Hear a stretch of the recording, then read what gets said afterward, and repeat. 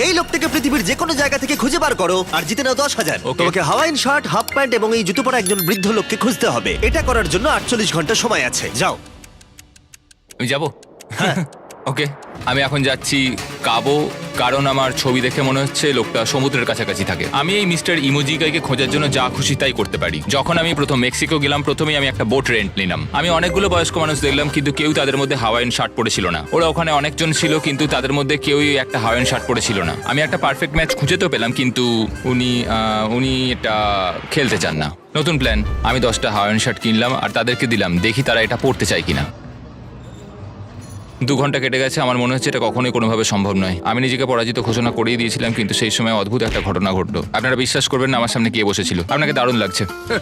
আমি mister বিস্টকে call করছি। হেই, congratulation, তুমি এই মাত্র জিতে নিলে 10,000 কি ডলার। মানে? আরে সত্যি? আমরা কি হেলিকপ্টারে যাব?